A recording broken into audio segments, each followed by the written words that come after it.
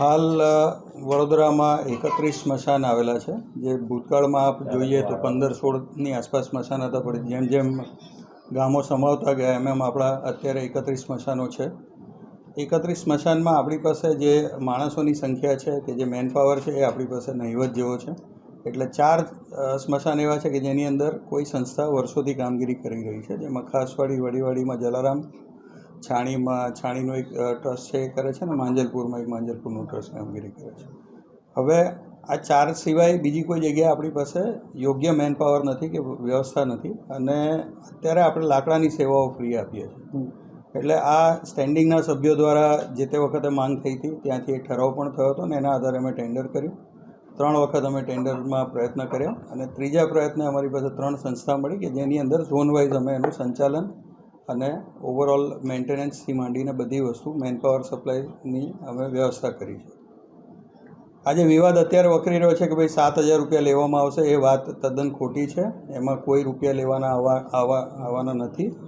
જે અત્યાર સુધી આપણે લાકડા ફ્રી આપતા હતા, પણ આ ટેન્ડરમાં અમે લાકડા, છાણા, પૂળા, આખરી સામાન, તમામ વ્યવસ્થા નાગરિકને ફ્રી આપવાની સુવિધા ઊભી કરેલ છે.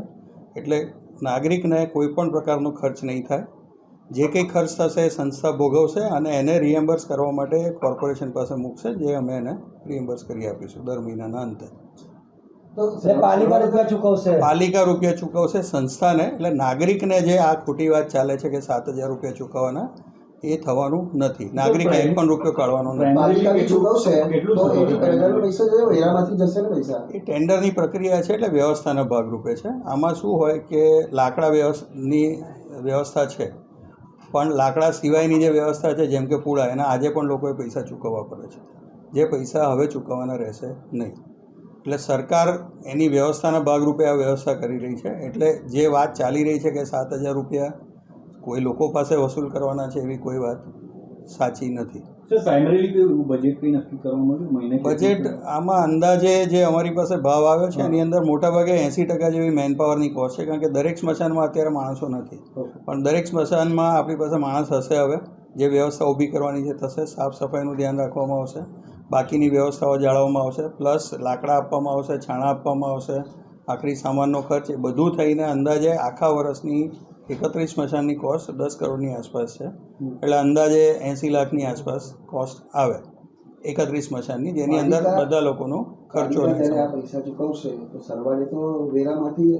એ તો ટેન્ડર એ સુવિધાના ભાગરૂપે છે ને. જેમ કે રોડ બનાવે ને એની અંદર પૈસા ચૂકવે, તો એ તો પૈસા તો પ્રજાના જ છે.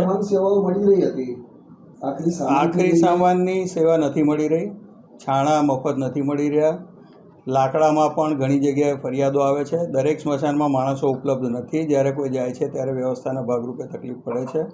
અને આ જે કંઈ સંસ્થાઓ અત્યારે કામ કરી રહી છે એમાં પણ કોર્પોરેશન જ લાકડા પૂરા પાડે છે, ને એ લોકો જસ લઈ રહ્યા છે, જેની કોઈ એકચ્યુઅલી ખરેખર એ લોકો કોઈ ખર્ચો નથી કરી રહ્યા. લાઇટ બિલ પણ કોર્પોરેશન જ ચૂકવે છે, એનું બેન્ચા પણ કોર્પોરેશન જ મૂકેલા છે. એ કાપવાની કામગીરીનું લાઇટ બિલ કોર્પોરેશન ચૂકવે છે.